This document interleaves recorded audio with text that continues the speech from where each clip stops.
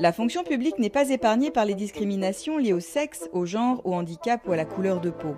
Selon le Haut Conseil à l'égalité, une femme sur deux aurait déjà ressenti une discrimination au travail. Les femmes sont payées 12,6% de moins que les hommes dans la fonction publique sur les 3 versants.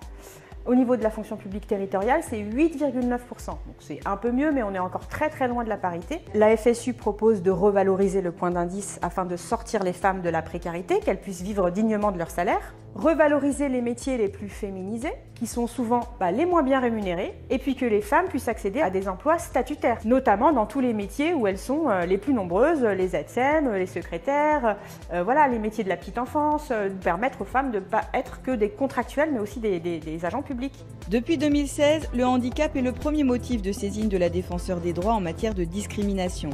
Et l'emploi est le premier domaine concerné. Les employeurs sont tenus de prendre les mesures appropriées, c'est-à-dire des aménagements envisagés au cas par cas, comme l'aménagement des locaux et des équipements, l'adaptation des horaires et rythmes de travail, l'aménagement de la répartition des tâches, la sensibilisation de l'équipe, bénéficier d'une formation adaptée, etc.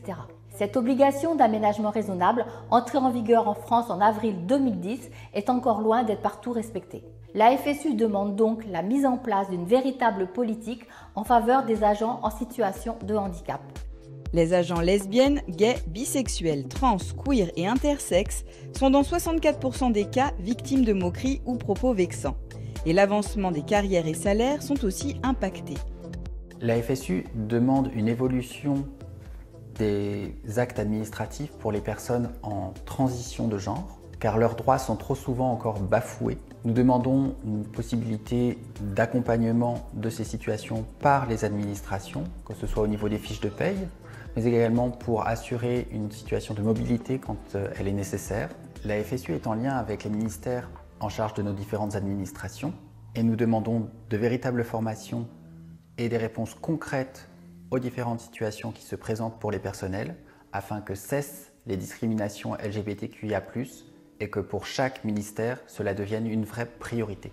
Les discriminations raciales à l'embauche et à la promotion font également beaucoup de victimes qui n'hésitent plus à se faire connaître. Les militants et militantes vont les aider à rédiger leurs déclarations, vont aussi les accompagner en audience auprès de responsables pour faire reconnaître leurs droits. Il existe aussi un autre moyen, c'est la plateforme anti-discrimination qui a été lancée par la Défenseure des droits.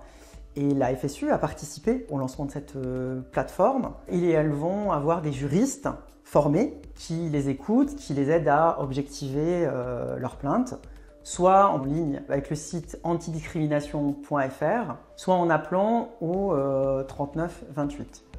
Tous ces faits sont défendables et vérifiables et la FSU mobilise ses agents pour aider les victimes à constituer des dossiers étayés. Il s'agit de défendre d'abord des personnels qui sont parfois victimes de harcèlement, de violence, de dénigrement. Aussi parce que le travail s'est intensifié, parce qu'il y a une hiérarchie qui est pesante. Et donc toutes ces évolutions qu'on voit sur les lieux de travail, on essaie de les combattre à la fois individuellement en défendant les collègues mis en cause et collectivement en créant de meilleures ambiances de travail et de meilleures conditions de travail. L'évolution des mentalités, c'est quelque chose de long terme et si on veut construire une société égalitaire, alors il faut travailler sur le fond ces questions-là, connaître les ressorts des discriminations et connaître aussi les moyens de lutter contre elles.